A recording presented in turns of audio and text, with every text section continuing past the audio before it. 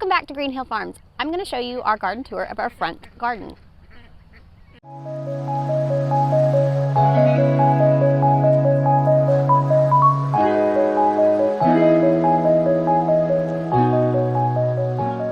Okay, so as we walk in, I'm going to show you in the corner the pan of the whole garden.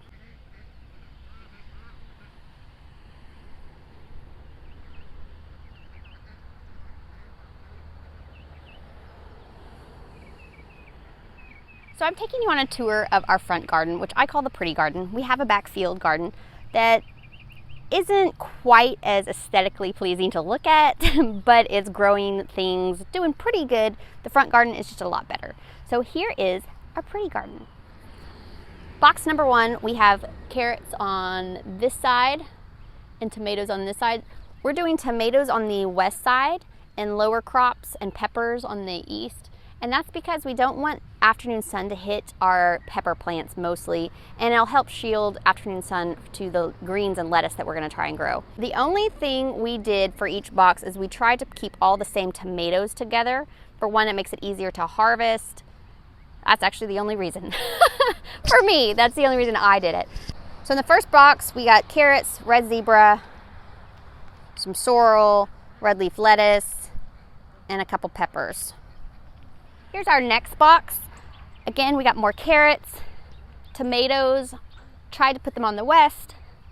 Over on this side, we have a couple peppers, great stuffed peppers, emerald green pepper, and then kale.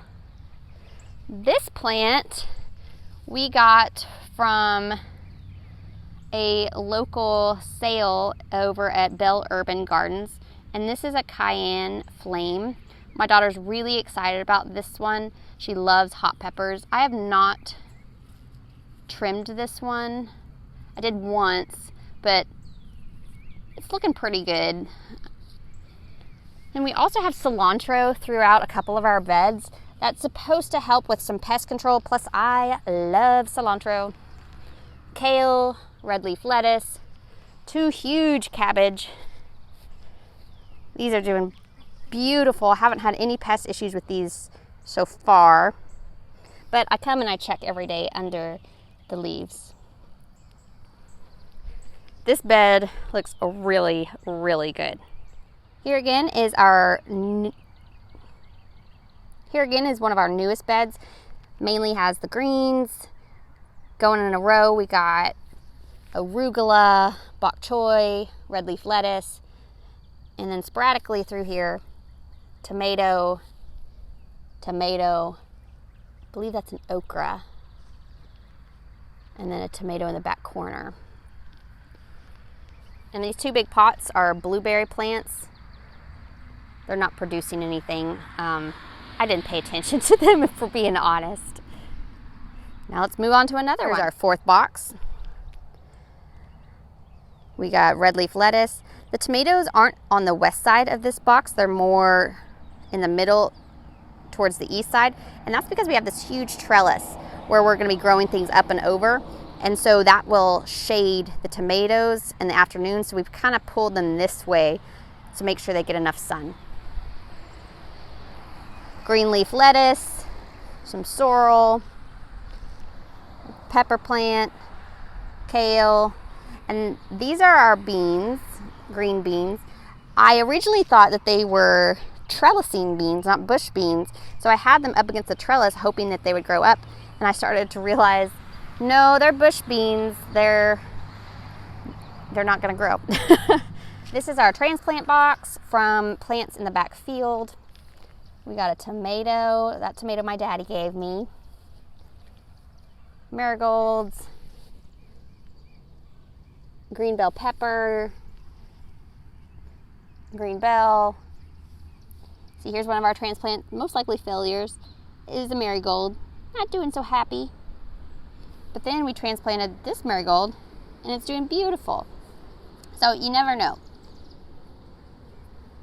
Peppers, a tomato that's kind of sad, a really sad tomato back there. Oh well. Pepper, all the peppers are just doing great. They are so much happier out here. And then in the back corner, nasturtium,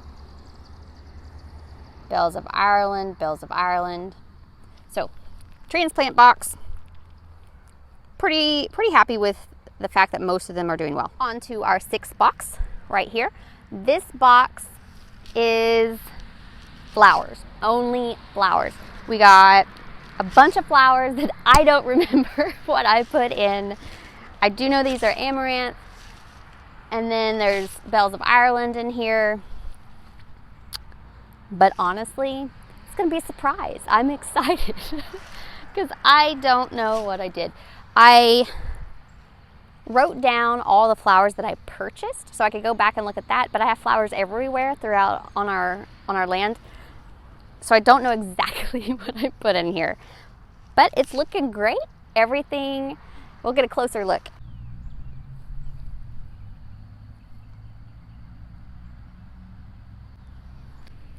Once they start blooming, I will come back and show you, and we will figure out what flowers I planted. I'm a goober, and I usually am such a planner, but what I've realized is in the garden is like my one time to feel a little chaotic and be okay with it. And that's, if any of y'all know me who's watching, you know that I am a planner. I like things to be a certain way. And it's pretty amazing that I'm okay with just not caring and doing whatever. So it's a good thing for me to do. Here is our 7th bed. It connects the trellis to this side. We have purple hull peas right here, and all throughout the middle we have a bunch of different greens. Red leaf lettuce, arugula, green leaf lettuce. We have a tomato. And then we got a bunch of corn right here. This one is doing a great. I'm excited. Pick some of this out. But we have corn in a row. Not a whole lot going on in this bed yet because we seeded about 2 weeks ago lettuce. We're hoping that the corn's gonna grow tall, the trellis will be full, and the lettuce will be shielded from too much sun. We'll see. We're in box number 8. Box number 8 has our potato leaf tomatoes. That is hard to say. And then we also have peppers throughout, marigolds, and cilantro that goes around. The reason we have the cilantro is, besides me loving it, it's supposed to help with the pest control. I'm gonna turn this around and I'm gonna show you what a potato leaf tomato looks like. This is a potato leaf tomato plant.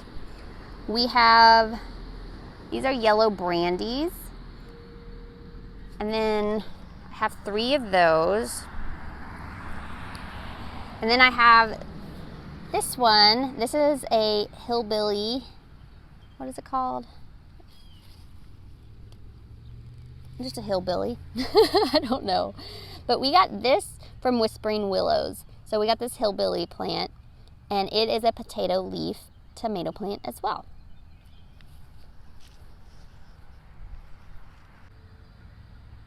This is to compare that potato leaf tomato plant to a regular tomato plant, and you can just see how different these leaves are compared to that potato leaf. Right, this is box number 9. In box number 9, again, we have tomatoes on the west side, peppers and greens on the east. This box has our Cherokee purple. 1, 2, 3, 4, 5. 5 Cherokee purples in it. We got romaine. We got a Thai basil here, which is beautiful. Some pepper plants. Not sure what this guy is. Could just be a weed. We'll find out. Another marigold. It's coming up well. Our green leaf lettuce needs to be, oh no, this is romaine again, I believe. Needs to be harvested. So box number 9. This is box 10. This is dedicated to sunflowers pretty much only. And then we've got some marigolds on this side that I'm gonna transplant. They're really thick and I wanna move some to around the tomato plants. But this is our little flower circle. All right, we're at our last box. Well, 2 boxes actually.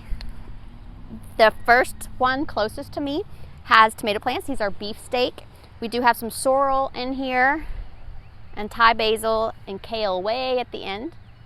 And then our furthest box is our asparagus box, which we're not going to be harvesting for a couple of years, but we went ahead and started our asparagus box. I'll give you a show. Beefsteak, sorrel. We got a Thai basil right there. Kale. That was our front garden. I call our pretty garden. It's very put together, I guess. The one thing I want to point out is that it might seem a little chaotic, because we have things just intercropped and spaced everywhere. At first I was worried about that. If any of y'all know me, you know that I'm pretty planned, structured, don't like to stray from the plan kind of person. I originally thought I was going to write it all down, say what each box was going to have in it, make a grid. Like, that's how my brain works, is that I need everything like that. When I came out here and had all my plants, I just decided, let's just do it. Let's just put some cabbage here, the tomatoes here. But that was tactical, actually, because I wanted the tomatoes to shield the peppers on the other side. So I thought about things, but I didn't make it super structured and planned and everything has to be this way. And that's a really good thing, that I could do that and I could let go of this control and structure and plan that I feel like I need to have. And I love it. I thought it was going to bother me. I was like, oh my gosh, I'm not going to know what everything is, and it's going to freak me out. But that's kind of one of the things I really like about gardening, is that it's just like a breath of fresh air, not to be silly about it, but everything just digging in the dirt, harvesting, planting, seeing what your hard work does is so, it just feels so good. I guess that's the best thing to say. So if you're thinking about gardening and this looks like, oh my God, like how that seems like a lot of work, what am I gonna do? I just want to let you know that I grew up gardening, with my parents. When I moved out, I had like a tiny garden. A lot of times I did container gardening, just kind of played around. That's all you really need to do. If you don't have a lot of space, container garden, just get a pot and start doing a pot, like anything like that. Don't be scared to try and start a garden that it looks like that's gonna be a lot of work, or it's gonna be too tired to do it. All those things might stop some of you from gardening, or it's just like, oh my God, overwhelming. But at first it might seem that way as you're learning and figuring out what's going on. But as you continue on, you're going to become more of like a meditating practice almost, where you can either just put your headphones in, listen to some tunes, listen to a book on tape or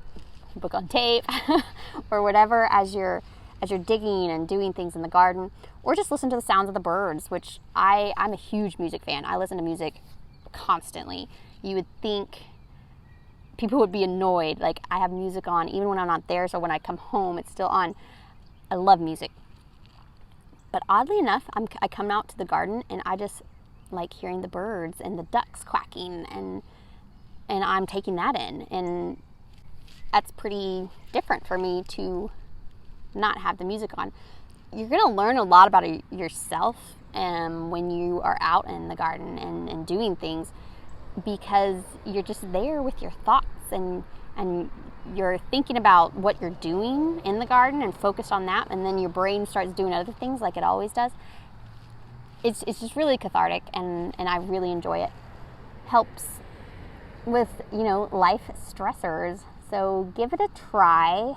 Even just start with some pots. Like I said, I started, before I moved on the farm, I had some garden space, but I didn't have a lot of sun where I lived. It was mostly on the deck. So I had like tons of pots on my deck, tomatoes, peppers, corn, and I would dig in that. You still have to weed it. Things happen.